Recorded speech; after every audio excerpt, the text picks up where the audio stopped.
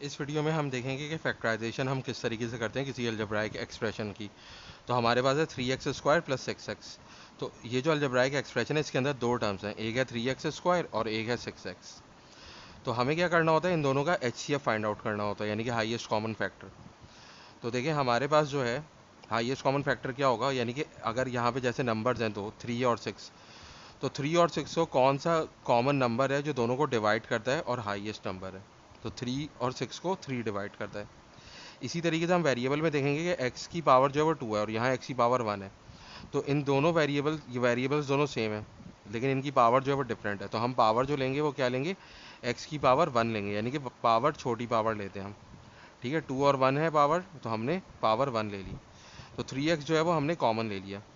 अब उसके बाद हम क्या करते हैं, ये जो हमारे पास फर्स्ट टर्म है 3x², इसको हम डिवाइड कर देते हैं इस 3x से जो हमने कॉमन लिया है।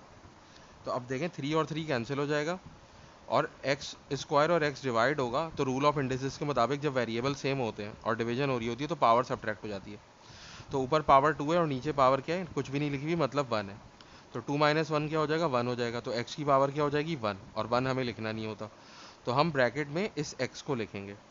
अब इसके बाद क्या है हमारे पास, इसके बाद है हमारे पास प्लस 6x, और इसको हम डिवाइड करेंगे ये जो हमने कॉमन लिया था 3x से। तो देखें 3 1 ज़ा 3 और 3 2 ज़ा 6, और ये x और x कट जाएगा, तो क्या बचेगा हमारे पास, +2 बचेगा। तो इसी +2 को हम यहाँ पे लिख देंगे।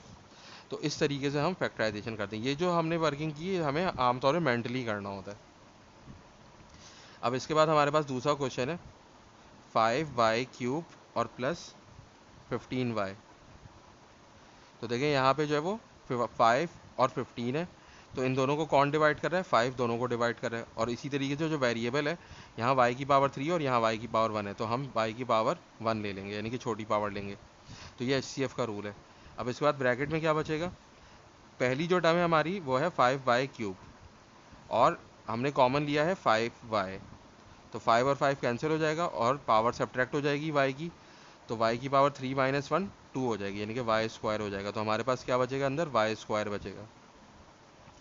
इसी तरीके से अब दूसरी वाली जो टर्म है वो है +15y। तो तो इसको जो है हम क्या करेंगे, इस 5y से डिवाइड करेंगे जो हमने कॉमन लिया है। तो 5 1 ज़ा 5 और 5 3 ज़ा 15, और ये y और y कैंसिल हो जाएगा, तो हमारे पास क्या बचेगा, +3। तो इस +3 को हम यहाँ पे लिख लेंगे।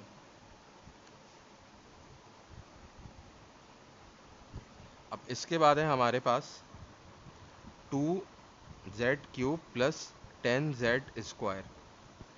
तो इसमें क्या कॉमन है, हमारे पास 2 कॉमन है और z कॉमन है, और z की पावर क्या लेंगे, छोटी पावर लेंगे।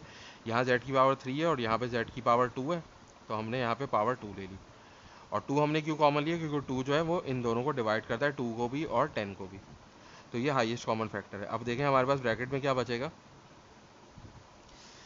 सबसे पहले हम लिख देंगे 2z³, ये जो फर्स्ट टर्म है हमारे पास, और इसके बाद हम लिखेंगे जो हमने हाईएस्ट कॉमन फैक्टर कॉमन लिया, यानी कि 2z²।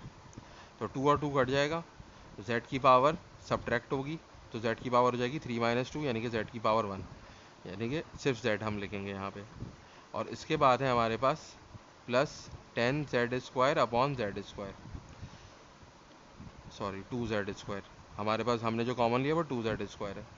तो 2 1 ज़ा 2 और 2 5 ज़ा 10, और z² कैंसिल हो जाएगा, तो हमारे पास क्या बचेगा, +5। तो हम यहाँ पे +5 लिख लेंगे।